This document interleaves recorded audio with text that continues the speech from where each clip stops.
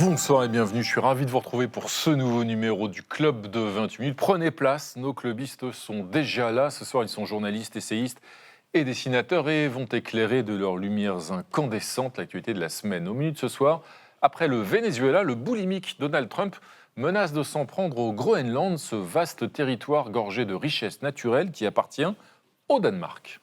Men jeg vil også gøre klart, at hvis USA vælger at angribe et andet NATO-land militært, så hører alting op, altså inklusiv vores NATO og dermed den sikkerhed, som er blevet tilvejebragt siden afslutningen på 2. verdenskrig. Alors Donald Trump peut-il vraiment s'emparer du Groenland par la force ou à défaut en l'achetant? Les Européens ont-ils les moyens de s'opposer aux visées du président américain? On en débattra. Puis, nous recevrons notre invité de la semaine, le romancier Richard Guettet, qui publie un très joli conte sur les conséquences du réchauffement climatique au pôle Nord, comme la banquise on fond pour les aventures de son héros, un ours blanc à lunettes. Et en fin d'émission, nous retrouverons le toujours jovial David Castello-Lopez. Salut David. Bonjour Renaud. De quoi vous nous parlez, c'est ça? De Rome. Mais avec modération, bien sûr. À tout à l'heure, David. Voilà donc le programme du Club de 28 minutes. C'est parti.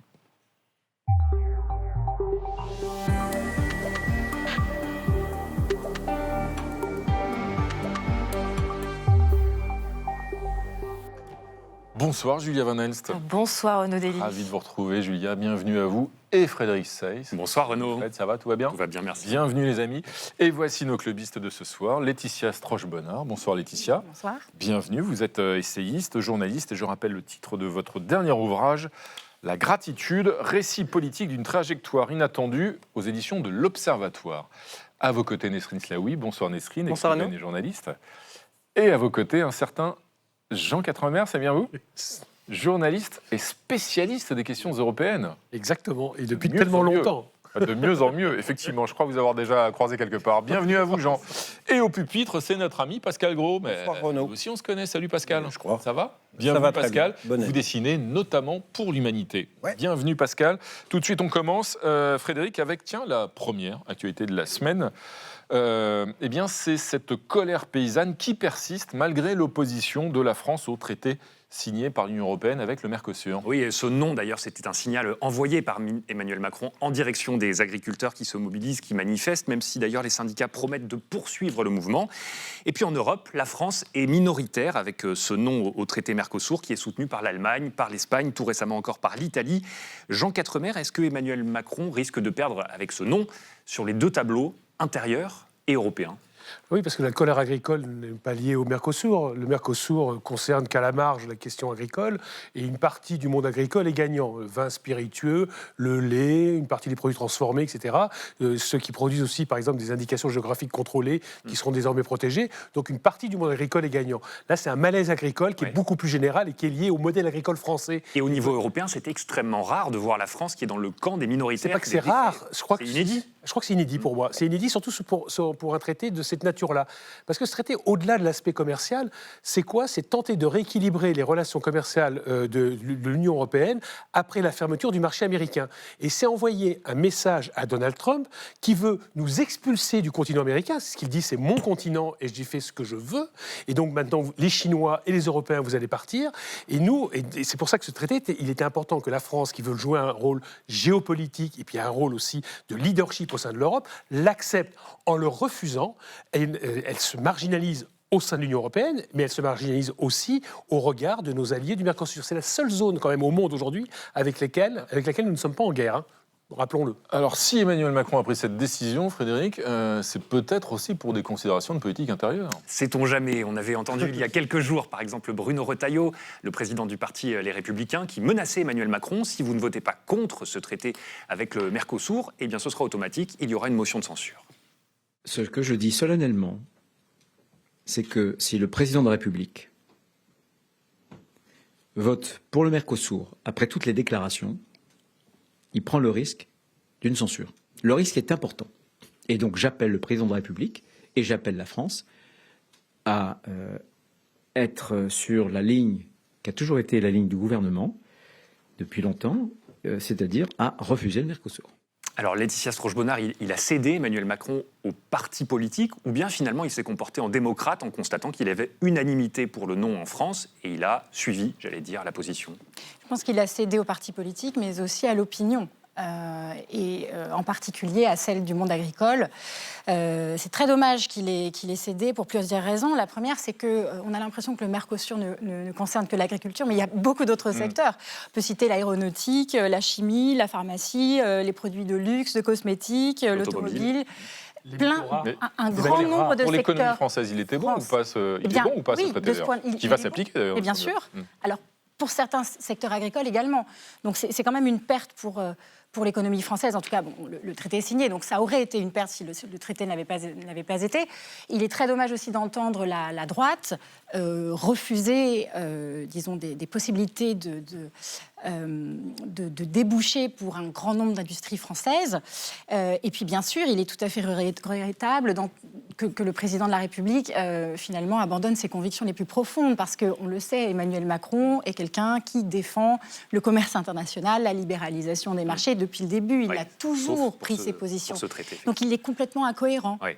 Nesrine Slaoui, est-ce que pour vous, ce non français qui se dresse comme ça face à la majorité des autres pays européens, c'est un signal fort, c'est un bon signe, pourquoi pas, d'autonomie de décision française, ou bien est-ce que ça affaiblit la position de la France en Europe ? En fait, ce serait un bon signe s'il était justifié politiquement par autre chose que de la politique intérieure. C'est-à-dire, comme on l'a vu, c'est essentiellement pour éviter la censure de tous les partis politiques, parce que tout le monde est contre. Mais c'est un aveu de faiblesse, en fait. C'est un aveu de faiblesse, mais c'est surtout, je trouve que c'est pas suffisamment défendu. C'est-à-dire qu'on ne parle pas, par exemple, de l'enjeu écologique, de ce que ça veut dire, en fait, de refuser le Mercosur. C'est refuser que la forêt amazonienne soit encore plus détruite. C'est aussi refuser une égalité entre les agriculteurs français ou européens et les agriculteurs sur place, en disant on refuse la concurrence déloyale parce qu'il y a des normes européennes qui pèsent sur les agriculteurs. Donc en fait, on voit bien que là, la démarche d'Emmanuel Macron, c'est de dire non pour rassurer en fait la politique intérieure, mais ce n'est pas une position frontale vis-à-vis en fait du Mercosur. Ce n'est pas une critique de ce que cet accord de libre-échange va en fait détruire dans l'économie européenne. C'est ça qui est important à juger. Et puis, il faut aussi rappeler, quand on parle des 3 syndicats agricoles, donc on parle de la FNSEA qui est plutôt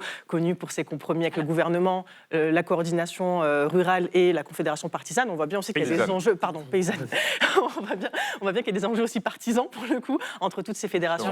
Justement, Jean Quatremer, malgré le non d'Emmanuel Macron à ce traité sur le Mercosur, la colère est toujours vive chez les agriculteurs. Est-ce qu'il n'y a pas une forme de surenchère alimentée, comme vous le disiez, par une concurrence entre les différents syndicats agricoles ? Ça, je suis tout à fait d'accord, effectivement, il y a une concurrence entre les syndicats agricoles, mais il y a une vraie colère paysanne qui est justifiée en France. Je veux dire, par exemple, on accuse l'Europe, en matière de politique agricole commune, d'avoir trop de normes.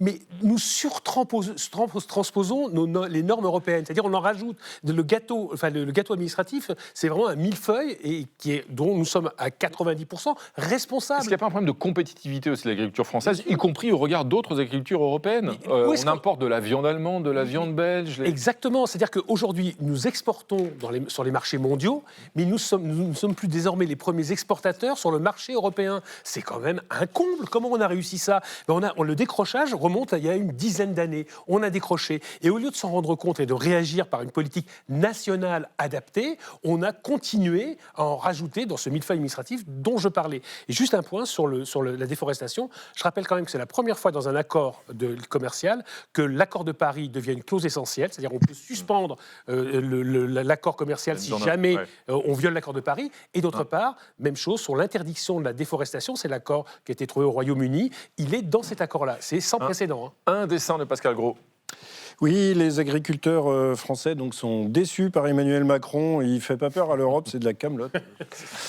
Merci Pascal. Frédéric, c'est l'heure de votre duel de la semaine. Ce duel, il est américain. Il oppose une ministre trumpiste de choc à l'un de ses opposants démocrates. Oui, à ma gauche, Renaud, Jacob Frey, 44 ans. C'est le maire de Minneapolis, cette ville de 430 000 habitants, ville de gauche, dans le nord des États-Unis. À ma droite, Kristi Noem, 54 ans, la ministre de la Sécurité intérieure de Donald Trump, qui est chargée en particulier de la politique d'expulsion massive demandée par le président américain. Alors c'est à Minneapolis qu'une mère de famille de 37 ans a été abattue avant-hier à bout portant par un agent de la police de l'immigration. On voit là ces images, elle était au volant de sa voiture, les secours n'ont pas pu la ranimer. La vidéo a immédiatement circulé sur les réseaux sociaux et électrisé encore un peu plus les débats politiques. La ministre de la Sécurité intérieure a d'ailleurs tenté de défendre ses troupes. ICE agents repeatedly ordered her to get out of the car, but she refused to obey their commands. She then proceeded to weaponize her vehicle, and she attempted to run a law enforcement officer over. This appears as an attempt to kill or to cause bodily harm to agents, an act of domestic terrorism. The ICE officer, fearing for his life and the other officers around him and the safety of the public, fired defensive shots. Légitime défense, affirme la ministre, et signe que l'affaire est très sérieuse. Donald Trump lui-même a été amené à réagir avec un post sur les réseaux sociaux, vous allez le voir, où le président américain accuse la gauche radicale qui menace quotidiennement les agents des forces de l'ordre. Alors l'enquête est en cours, mais au vu des vidéos, la thèse de la légitime défense semble pour le moins fragile, comme le fait remarquer le maire de Minneapolis. They are already trying to spin this as an action of self-defense. Having seen the video of myself, I want to tell everybody directly, that is bullshit. This was an agent recklessly using power that resulted in somebody dying. There's little I can say, again, that'll make this situation better, but I do have a message to ICE. Get the fuck out of Minneapolis. Voilà, alors ICE, c'est bien le nom de cette police de l'immigration aux méthodes plus que controversées. D'ailleurs, Donald Trump a doublé le budget de cette agence depuis le début de son mandat. Elle est chargée d'obtenir l'expulsion de dizaines et de centaines de milliers de migrants. Le président américain envoie ses hommes pour des opérations coup de poing dans certaines villes américaines, en priorité les villes démocrates, d'ailleurs, pour qu'ils obtiennent le chiffre qu'il a avancé. Laetitia Stroche-Bonnard, l'action de cette police de l'immigration était déjà très décriée par les démocrates, mais soutenue par les républicains aux États-Unis. Est-ce que cette vidéo, selon vous, est de nature à faire basculer l'opinion publique ? Possiblement, mais je trouve quand même assez problématique que tout le monde se base sur le simple visionnage d'une vidéo pour se faire un avis. Il faut une enquête.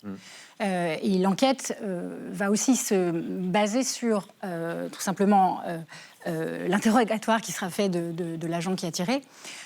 Quand vous utilisez votre arme en service, alors on part des États-Unis, vous réfléchissez très rapidement, est-ce que je tire, est-ce que je ne tire pas.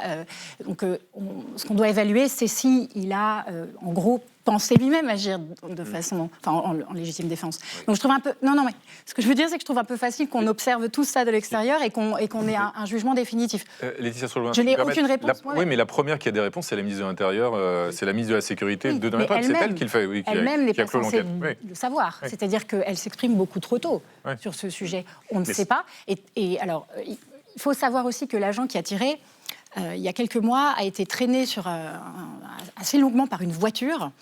Donc il a eu peur que la voiture en question, il a peut-être eu peur que la voiture lui fonce dessus. Mais je ne défends personne, je dis simplement que moi je suis un peu... Vous appelez à la tempérance avant de réagir. Une mère de famille qui se prend 3 balles dans la tête, dont 2 tirées sur le côté, je m'excuse. C'est pas justifiable. Je voulais juste terminer peu importe ce que le policier a commis. C'est vrai qu'il faut attendre la fin de l'enquête, on est d'accord de ce point de vue-là. Dans un monde où les mots ont du sens, d'abord on condamne la mort d'une mère de famille tuée par justement les agents du ICE qui sont connus pour leur brutalité. C'est pas la seule... Non, mais c'est pas... Non, mais j'ai pas du tout terminé ce que je voulais dire. Par ailleurs, on n'a pas du tout parlé de la raison pour laquelle elle se trouvait là. C'est-à-dire qu'on ne sait pas très bien pourquoi elle était là, mais il se trouve qu'apparemment, elle fait partie d'un ensemble de groupes qui mènent des actions contre ICE. Donc, elle-même savait qu'elle se trouvait dans une situation potentiellement très dangereuse. Pas mortelle. Non, mais alors ça ne justifie absolument pas ce qui lui arrive. Sur cette question. Mais puisque votre question peut se porter sur ce service est très décrié. Mais est-ce que la bonne réponse, quand on est opposé aux actions de ICE, c'est soi-même, comme citoyen, de prendre sa voiture et d'aller surveiller les actions de ICE ? Les agents du ICE sont dans une forme d'escalade depuis plusieurs mois. Moi, j'ai vu des images qui sont scandaleuses sur les réseaux sociaux où ils arrêtent des enfants, des mères, des travailleurs, des femmes enceintes devant les écoles, dans les maisons. Ils rentrent dans les écoles. Oui. On a affaire quand même à des agents d'immigration qui sont extrêmement brutaux et qui sont totalement inhumains. Donc là, il y a pas de, on ne peut pas minimiser, ni défendre, ni trouver une justification à ce qui vient de se passer.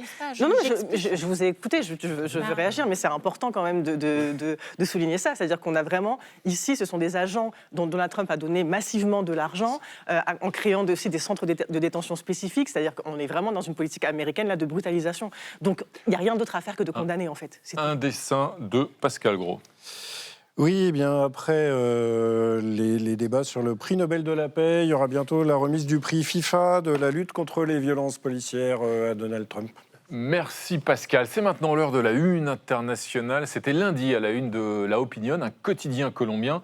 Maduro se déclare prisonnier de guerre. Donald Trump a donc lancé une spectaculaire opération militaire pour capturer le président vénézuélien Nicolas Maduro et son épouse. Présenté à un tribunal new-yorkais lundi dernier, il sera bientôt jugé pour narcoterrorisme. Une semaine après ce coup de force, peut-on dire, Jean Quatremer, que nous avons basculé dans un nouveau monde? Est-ce que la loi du plus fort, promue notamment par les États-Unis, a définitivement enterré le multilatéralisme? Si vous voulez, moi je trouve que le droit international, c'est quelque chose d'extrêmement important. C'est très bien qu'on régule les relations internationales, mais sauf qu'on a l'impression qu'il y a eu une période magique où le droit international était respecté par tout le monde.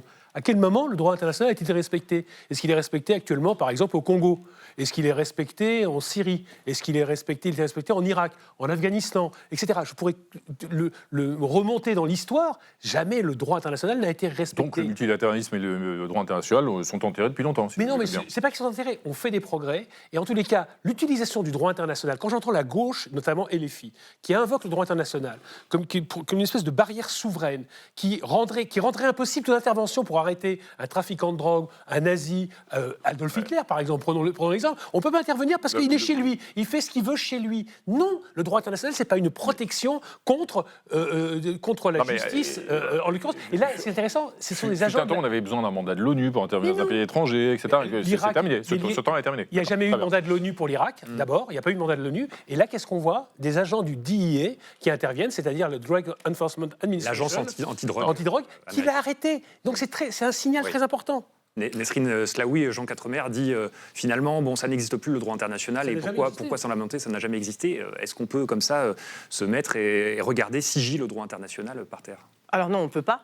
Forcément, il faut au moins dénoncer ce qui est en train de se passer. Mais surtout, moi, je fais un lien, on vient de parler du ICE, et je fais un lien entre la criminalisation de l'immigration latina aux États-Unis et en même temps la volonté de dire les ressources de l'Amérique du Sud nous appartiennent. C'est-à-dire c'est à la fois une politique intérieure de discipline et de contrôle abusif des personnes issues de l'Amérique latine, et en même temps dire on va aller chez vous, on est capable de destituer vos chefs d'État et de prendre vos ressources. C'est-à-dire c'est une logique impérialiste américaine qu'on connaît bien, qui a évidemment un fond capitaliste parce que c'est pour le pétrole vénézuélien qu'évidemment Trump est intervenu. Et ça rappelle aussi, on le sait bien, ça a été beaucoup rappelé, la doctrine de James Monroe au 19e siècle de dire que l'Amérique latine est la chasse gardée de l'Amérique. Donc on voit bien totalement que Donald Trump est dans une logique purement impérialiste. Laetitia Stroche-Bonheur, est-ce que, comme disait Jean Quatremer à l'instant, il n'y a pas de changement finalement, business as usual, si j'ose dire, ou est-ce qu'on a quand même franchi un cap? Est-ce qu'il y a un tournant sur la scène internationale du fait de cette action notamment, et d'autres menaces évidemment, dont on parlera plus tard, de Donald Trump? Oui et non. L'ordre mondial, l'ordre libéral international n'existe pas ou plus, depuis au moins 20 ans. En revanche, il y a une rupture parce que là, il y a une action très claire, très déterminée. Après, je pense qu'on peut quand même se réjouir que cet horrible dictateur ne soit plus à la tête de ce pays, qu'il a continué à appauvrir comme l'avait fait Hugo Chavez avant lui. Et sur ce point-là, pourquoi plus personne ne se préoccupe de la transition démocratique? D'ailleurs, visiblement, Donald Trump est tout à fait d'accord pour maintenir l'héritière de Nicolas Maduro au pouvoir, et puis personne, d'ailleurs, à part Emmanuel Macron dans son communiqué, n'évoque le candidat qui s'est fait voler l'élection par Maduro en 2024. Oui, c'est bien dommage. Mais je pense que ce qui compte aujourd'hui, ce sont les actes et non plus les mots. Je pense qu'on se paye de mots. Ça fait des années, des décennies qu'on se paye de mots. Tout le monde parle du Venezuela, mais sans s'en soucier véritablement. Là, il se passe quelque chose. Moi, j'espère profondément que les Vénézuéliens vont pouvoir avoir une vraie vie démocratique qu'ils attendent depuis... c'est pas possible, justement. La démocratie n'a jamais été importée grâce à l'ingérence étrangère. C'est le grand piège américain. Allez-y, finissez, Laetitia Stroche-Bonheur, finissez. Ils ont été dépourvus de leur capacité. Un dessin de Pascal Gros. Oui, la vraie question que se pose Donald Trump, le droit international, combien de dollars le baril? Merci Pascal. Frédéric, justement, on en parlait du Venezuela à l'instant. On va évoquer un autre objectif, visiblement, dessein de Donald Trump. Il a un autre territoire dans son viseur, le Groenland. Oui, et comment répondre au président américain qui, effectivement, ne cache pas son appétit pour cette île stratégiquement située en Arctique, le Groenland, au carrefour de nouvelles voies maritimes qui vont s'ouvrir à cause du réchauffement climatique. Cette semaine, les puissances européennes ont parlé d'une seule voie. Il appartient au Danemark et au Groenland à eux seuls de décider de leur futur, communiqué commun signé notamment par la Grande-Bretagne, l'Allemagne, l'Espagne, l'Italie et bien sûr la France. Le Groenland n'est pas à vendre, il n'est pas à prendre. Nous ne sommes plus à l'époque où on pouvait acheter ou vendre la Louisiane. Et donc ces intimidations doivent cesser et le Danemark sait pouvoir compter avec la solidarité des pays européens. La solidarité des pays européens, dit le chef de la diplomatie française. Mais Jean Quatremer, est-ce que l'Europe a les moyens de s'opposer aux visées de Donald Trump sur le Groenland? Et si oui, comment? La réponse, courte, non. Et elle ne fera rien. Vous vous rappelez en 81, quand le ministre des Affaires étrangères de François Mitterrand avait dit à propos de la Pologne, les coups d'État en Pologne, naturellement, nous ne ferons rien. Ben là, c'est la même chose. Si on voulait faire quelque chose, on enverrait des troupes au Groenland, stationnées, je ne sais pas faire la guerre, mais simplement montrer à Donald Trump que s'il veut prendre le Groenland, par la force militaire, cela aura un coût. Que, effectivement, le salaud, celui qui tue les Européens aujourd'hui, au XXIe siècle, c'est Donald Trump. Voilà, ils ne le feront pas. Emmanuel Macron a suggéré à la première ministre danoise justement de solliciter une opération de l'OTAN de façon à ce que des forces militaires se déploient au Groenland, justement pour montrer à Donald Trump qu'il n'aurait pas à chasse gardée, là, justement. Ça, c'est une bonne mesure ou pas? C'est une très bonne mesure, sauf que le Danemark ne veut pas. Le Danemark n'est pas dans cette logique-là. Le Danemark est vraiment un dominion des Américains depuis 1945. Là, ils viennent de décider, alors que Donald Trump les menace depuis plusieurs années, ils viennent de décider de recommander une nouvelle fournée d'avions F-35 qui peuvent être stoppés de Washington. On tourne un bouton et ils sont au sol, et des avions Poséidon, alors qu'il y a les mêmes qui sont offerts par Airbus. Je veux dire, quand on a une telle dépendance matérielle, militaire, psychologique, idéologique, qu'est-ce que vous voulez qu'on fasse? Naturellement, rien.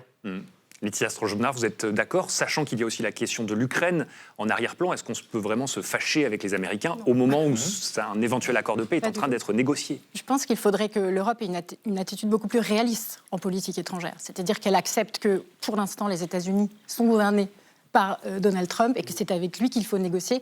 L'Europe n'est pas assez forte, l'Europe n'est pas assez puissante pour imposer ce qu'elle veut. Mais je pense qu'elle ne sait même pas ce qu'elle veut.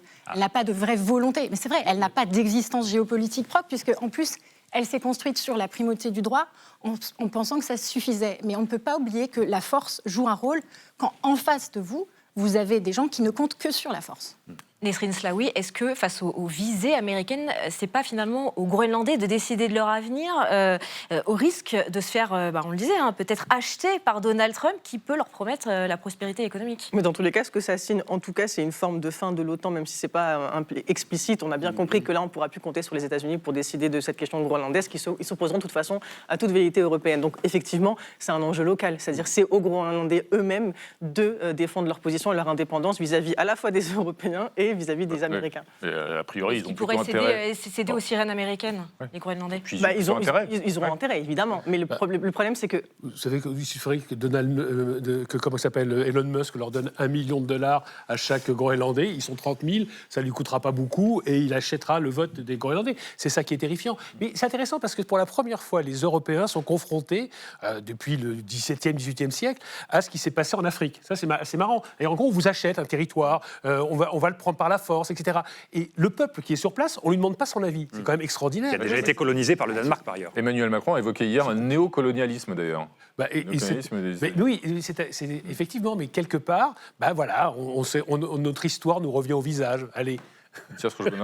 Donc l'affaire et le dossier est clos et le Groenland est quasiment déjà américain. Non, il est groenlandais. C'est ça la conclusion. Laetitia Strojonard. Bon, après, quand Donald Trump dit qu'il veut l'acheter, je pense qu'il ne faut pas le prendre toujours au sens littéral. Ce qui compte pour lui, c'est d'avoir la main sur ce point qui est géopolitiquement essentiel face à la Chine et à la Russie. Donc peut-être il faut aussi relativiser aussi cet aspect-là. Aussi avec Pascal Gros, regardez, parce que finalement l'Europe est là et bien là, n'est-ce pas Pascal? Absolument. Quelle est la place de l'Europe sur la route de Trump? Voilà. C'est celle-là. Tremble, Donald.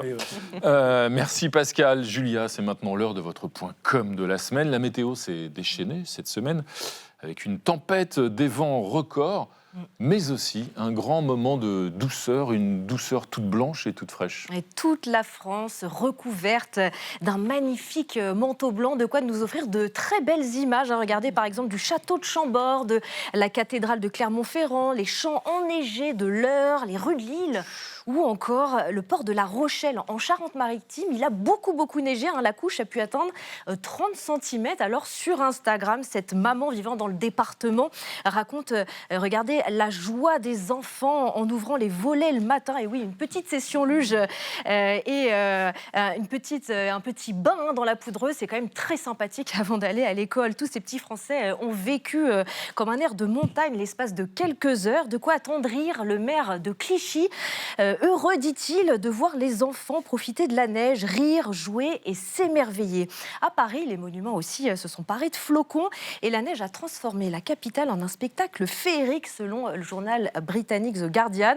Alors on n'a pas échappé bien sûr aux traditionnelles images de Parisiens, les skis aux pieds en haut de la butte Montmartre, mais cette année, avec le froid glacial en plus, certains ont fait bien plus fort. Par exemple, se lancer un challenge patin à glace sur un bassin des Tuileries. D'autres également en ont profité pour prolonger l'esprit des fêtes avec ce vélo en libre service. Pas de problème pour garder les huîtres à bonne température. Ce niveau de froid qui n'avait jamais été atteint depuis février 2018, mais qu'importe, toute cette neige et ce blanc immaculé, ça donne le sourire et ça fait du bien. Et dommage que ça soit si rare. C'est comme si la neige, en fait, était devenue une promesse de paix. Regardez à La Rochelle des policiers qui sont en train de s'amuser dans une bataille de boules de neige avec des passants. Sur X, Philippe Croison, l'aventurier, qui a réagi, il dit aimer ces images qui sont quand même mieux que des mortiers. Sauf que la neige, Julia, a quand même joué avec les nerfs de beaucoup de Français. Oui, la neige, c'est merveilleux, mais ça engendre la pagaille avec les vols annulés ou encore les bouchons monstres sur les routes. Sur TikTok, cette jeune fille coincée dans sa voiture se plaint d'avoir avancé de seulement 3 km en 1 heure. Oui, ça fait pas beaucoup quand même. Lundi, en Ile-de-France, c'était la paralysie avec plus de 1000 km de bouchons cumulés. Des milliers de personnes se sont fait surprendre par les flocons tombés plus abondamment que prévu. Alors, d'aucuns ont accusé Météo France d'avoir mal calibré les prévisions. Pour d'autres, ce sont les municipalités ou les services de l'État qui ont mal géré le dessalage et le déneigement. Alors, il y en a certains qui ont pris les choses en main. Regardez. Ça me fait trop de peine, wesh. Il y a trop de gens qui tombent. Connais-nous. On va de là, de manière forte. Regardez, je suis un bon. Je suis ni payé ni rien, je fais ça gratuit.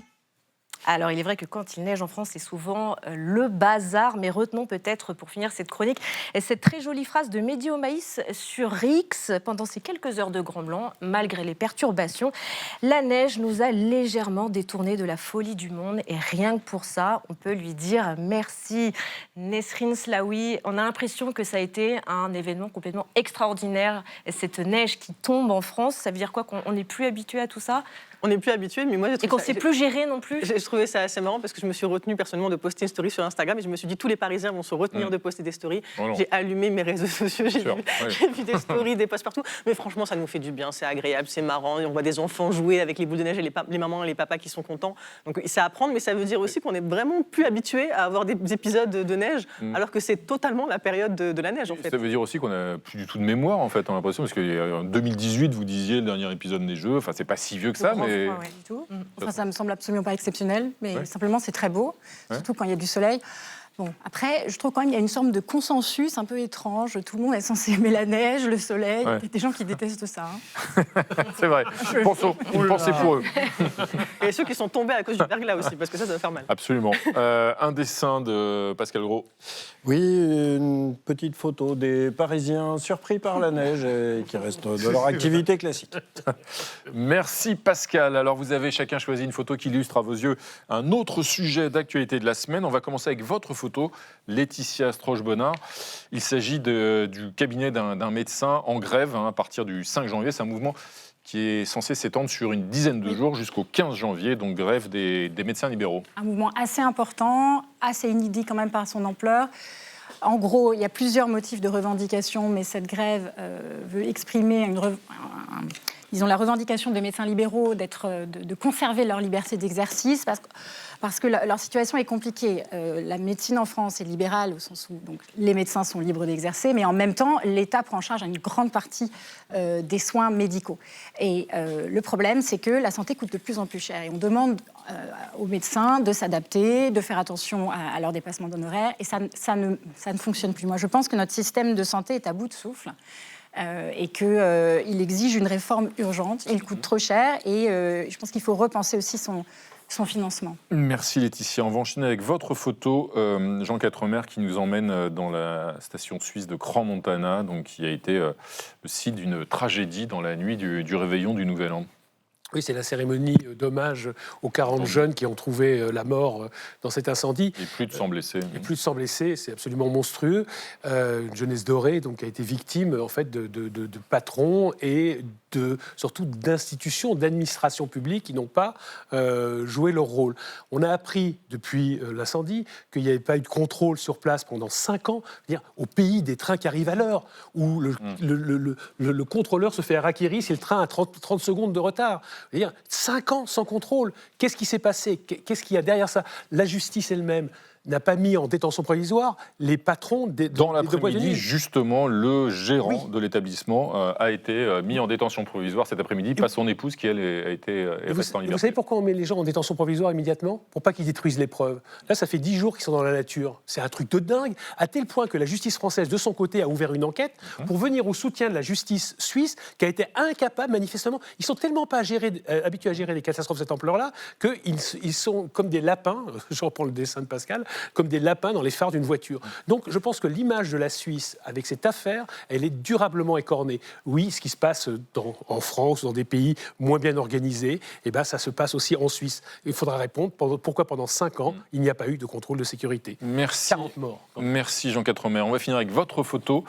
Nesrine Slaoui, et un événement, lui, festif et réjouissant, c'est la CAN, la Coupe d'Afrique des Nations de football, qui a lieu en ce moment même. Au Maroc, oui, effectivement. Au Maroc, j'ai envie de préciser. Je vais le dire justement. Je vais préciser encore plus après, mais effectivement, c'est une belle image des huitièmes de finale qui opposaient l'Algérie et le Congo. L'Algérie est sortie vainqueur de justesse en prolongation. Et cette image, c'est celle du supporter Michel Nkouka Molandinga, qui est une icône, devenue une icône internationale, parce qu'il restait immobile comme ça pendant tous les matchs du Congo, durant toute la durée du match. Et il a cessé de le faire pour les huitièmes de finale. Il a été applaudi sur les réseaux sociaux. Et il le faisait en hommage à Patrice Lumumba, grande figure de l'indépendance congolaise. Et puis moi, en tant que franco-marocaine, j'ai envie de dire Dima Mari, parce qu'on est en train de jouer en ce moment même notre place en demi-finale. Et en tout cas, dans tous les cas, c'est l'Afrique qui gagne. Et ce qui est beau avec cette CAN, c'est de voir les diasporas africaines dans le monde entier célébrer la culture, célébrer les vêtements, la musique et les équipes, évidemment. Un dessin de notre ami Pascal Gros qui renvoie à la photo de Laetitia Stroche-Bonheur. Oui, la grève des médecins, donc quelles sont les conséquences? Eh ben, aucune, ça fait longtemps qu'ici, il n'y en a plus des médecins. Merci Pascal. C'est maintenant l'heure d'accueillir notre invité de la semaine. Alors jusqu'ici, le romancier Richard Guettet s'adressait aux grands. Eh bien, pour la première fois, le Valois, qui publie donc un livre destiné aux enfants, on va dire de 8 à 88 ans, bien sûr, nous sommes tous des grands enfants. Les ours blancs ne perdent pas le nord, c'est aux éditions Neuf, l'école des loisirs, c'est illustré par Anne-Hélène Dubré, c'est très joli. C'est un conte qui nous emmène au pôle Nord sur la banquise, sur les pas d'un ours blanc qui est décidé à fuir le réchauffement climatique, à partir vers l'Argentine, vers le pôle Sud, et puis d'une jeune Inuit qui, elle, à l'inverse, est prête à se battre par tous les moyens, et on va y venir, pour justement combattre la catastrophe écologique. Vous racontez ce que vous appelez la lutte des glaces, c'est votre expression. Et d'ailleurs, ce récit, il est très drôle, il y a beaucoup d'humour, beaucoup de jeux de mots. Est-ce que ça veut dire, Richard Guettet, que l'humour, vous pensez que c'est aussi une forme de pédagogie efficace auprès des enfants, justement, pour leur raconter les enjeux du réchauffement climatique? Ah oui, parce que, comme tous et toutes ici, en fait, on est dans un état de sidération face à l'accumulation de catastrophes naturelles qu'on voit sur tous les écrans du matin au soir. Et en fait, pour sortir de cette sidération, j'imagine que l'humour et l'imagination, au sens le plus large, le plus noble, permet de comprendre, à mon avis, parce que l'humour c'est toujours un esprit critique, de faire un pas de côté ou un pas en arrière, de faire grandir la focale pour pouvoir essayer de passer à l'action. Comprendre de façon légère des choses graves, en fait. Voilà, des exactement. Importants. Alors, l'un des personnages de votre livre s'appelle Hob, l'ours blanc. D'ailleurs, nous avons le plaisir, je vois, de le recevoir sur ce plateau aujourd'hui. Je lui ai proposé de venir. Si jamais quelqu'un dit une bêtise, on peut lui poser la question, lui donner la parole. Alors, pourquoi cet animal en particulier? Vous auriez pu choisir, par exemple, les pingouins ou encore les phoques. Est-ce que l'ours blanc revêt une symbolique particulière dans la lutte contre le réchauffement climatique? Le paradoxe, c'est que c'est un animal de 1000 kilos, lui-même, qui incarne une mythologie très forte depuis des siècles, maintenant à peu près toutes les cultures. Mais il en reste, je crois, selon les dernières estimations, 26 000. Oui. Et donc, on a grandi avec l'idée que c'est l'animal puissant qui peut traverser ces territoires particulièrement hostiles. Mais en fait, depuis 10 ans, on a des images d'ours décharnés qui n'ont plus rien à manger parce que les routes de leurs approvisionnements alimentaires sont détruites par le réchauffement climatique. Donc, ça me semblait pas mal de le prendre, lui, pour sa valeur symbolique. Mais le mien, celui-ci, cet ours à lunettes... Oui, là, il y a une particularité, il vous ressemble, il a des lunettes. C'est quoi, ça existe un ours à lunettes ? Oui, c'est une authentique espèce d'ours qui vit notamment en Amérique du Sud. C'est pour ça qu'il a envie de se... Ils sont plutôt noirs, mais il y a des taches blanches. D'excellents ophtalmos. Alors pourquoi un ours à lunettes ? Parce que je pense que c'est pour lui donner tout de suite un sentiment de fragilité. C'est-à-dire que lui, il est désemparé. Pour le coup, s'il n'avait pas rencontré Kara, cette jeune Inuit, il reste dans la sidération, voire même dans la fuite. Et du coup, je me suis dit, comment est-ce que je peux, contrairement à la puissance de l'ours, comment je peux lui exprimer la fragilité de son individu ? Je me suis dit, oui, des problèmes de vue, c'est un bon début. Et alors, chacun de vos chapitres, vous les ouvrez avec un mantra ou une maxime. En effet. Il y en a un, notamment, c'est « Dormir peut sauver le monde ». Oui. Expliquez-vous. Je me suis dit que souvent, on se demande comment est-ce qu'on peut s'engager chacun pour essayer de sauver cette planète qui passe son temps à cramer avec beaucoup de salauds qui vraiment dépensent beaucoup d'énergie pour faire en sorte qu'elle aille de pire en pire. Je me suis dit que le minimum, c'est de ne pas la blesser. Donc en fait, si dans sa vie quotidienne, on ne crée pas, on ne fabrique pas quelque chose qui blesse la planète et l'environnement, c'est déjà pas mal, c'est peut-être un engagement minimum. Donc ne plus rien faire. Je le prends. Ouais. Dormons plus. Il a toujours été prêt à ne rien faire. Oui, ne faisons rien. C'est pas comme ça qu'on va payer votre retraite, Robert. Ouais. Mais les vieux dorment. Et puis, donc il y a cette jeune Inuit qui, elle, est prête à se battre par tous les moyens, d'ailleurs, contre la catastrophe écologique. Ça veut dire que, face à l'ampleur de ce défi, vous voulez dire aux jeunes que effectivement tous les moyens, même parfois des moyens violents, même des moyens moyens illégaux à vos yeux, sont légitimes. Regardez ce qui se passe en face. L'équipe d'en face, ceux qui passent leur temps à détruire la planète, ils s'embarrassent pas tellement, on l'a même vu récemment dans l'actualité, des règles et du droit international. Donc de toute façon, à force de demander gentiment, est-ce que vous pourriez protéger les animaux et les petites fleurs, en fait ça ne passe pas et ça va être de pire en pire pour nos enfants, nos petits-enfants. Donc, c'est étrange comme pédagogie d'inciter les enfants de 8 ans à commettre des actes illégaux. Alors, dans le livre, comme il ne vous aura pas échappé, en fait, tout passe par des actes de concertation. Au départ, cette petite Inuit, elle fout le feu à des pétroliers et des plateformes pétrolières pour dire qu'en fait, c'est pas possible. Et très vite, un conseil des anciennes, qui représente la constellation de la Grande Ourse, lui disent « Ah non, tu rajoutes de la pollution à la pollution, c'est pas du tout la méthode à suivre. » Et dès le chapitre 2, très rapidement, en fait, il y a une sorte de Parlement des glaces, il y a une assemblée des neiges avec des députés qui représentent tous les animaux et qui lui disent on va réfléchir ensemble sur la meilleure manière de diminuer l'impact des activités humaines. Vous utilisez beaucoup l'humour donc dans ce livre. Est-ce que c'est pas ce qui manque actuellement aux politiques et notamment aux écologistes ? Je suis mal placé pour le dire. J'ai l'impression que, étant donné certains nous font rire, mais malgré eux, quoi. C'est ça l'idée. Oui. Non, mais ce que je veux dans dire, la façon de délivrer ce message. La situation est d'une telle gravité que, en fait, c'est difficile de faire dans cette réalité, et non pas dans un roman, de faire des blagues. Mais il y a quand même pas mal d'activistes. Alors là, les exemples me manquent, qui pratiquent l'humour aussi sur le terrain. Toute dernière question. Vous avez créé, je crois que c'était en 2017, le prix de Chlore. Oui. C'est quoi le prix de Chlore ? Alors c'est un prix littéraire qui n'a eu qu'une seule édition et qui récompensait la meilleure scène de piscine de la littérature mondiale.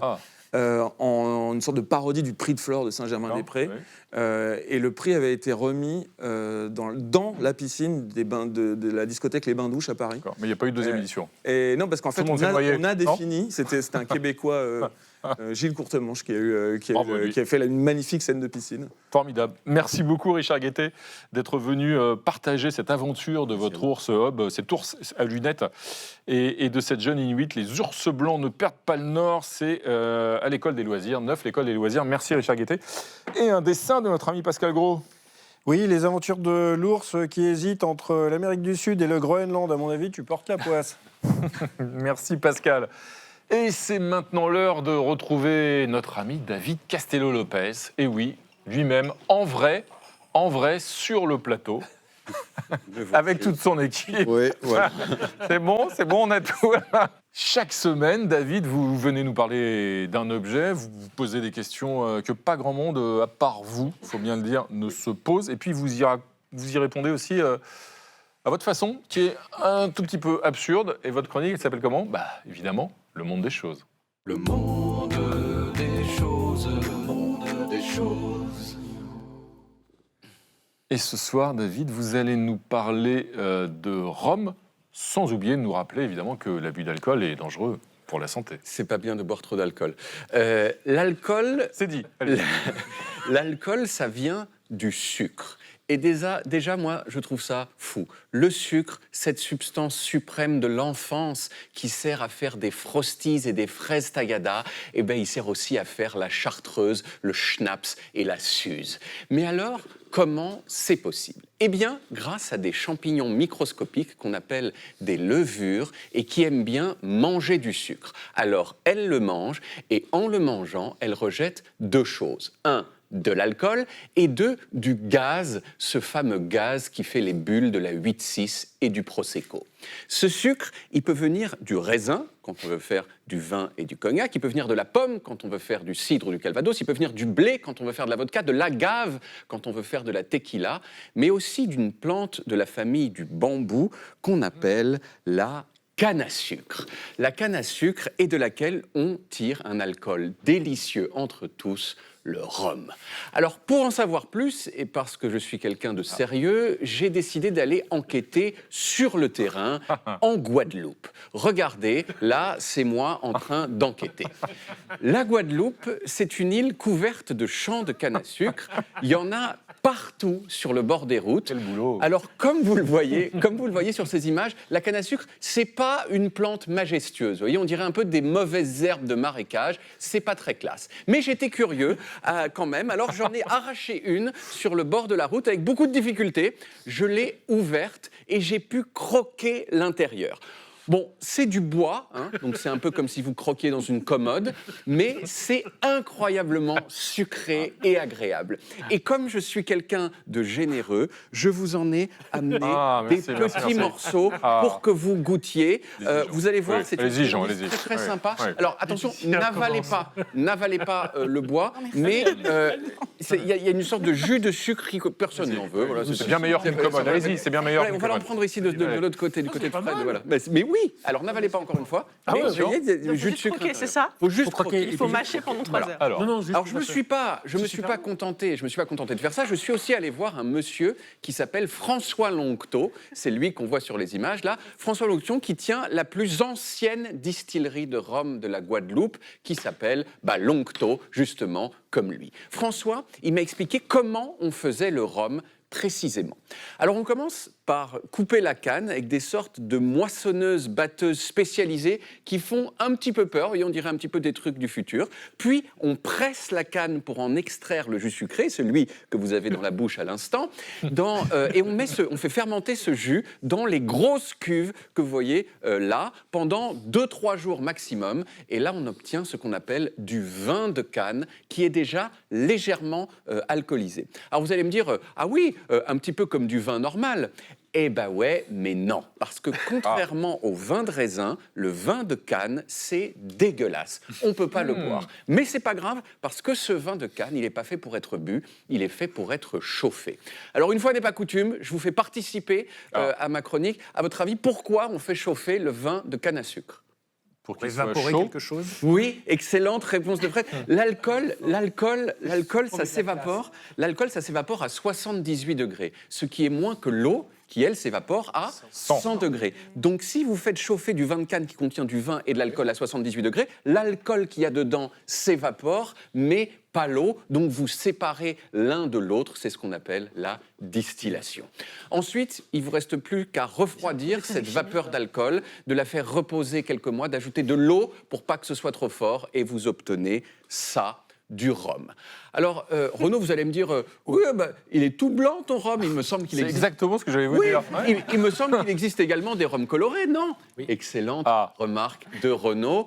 Le rhum blanc, celui-ci, c'est un rhum qu'on fait maturer dans des cuves en inox. Quand le rhum est coloré, comme celui-ci, c'est qu'il a séjourné dans des cuves en chêne qui lui ont donné cette couleur, ainsi qu'un goût un petit peu différent. S'il est resté au moins 3 ans dans les cuves en chêne, il devient plus sombre. On appelle ça du rhum vieux.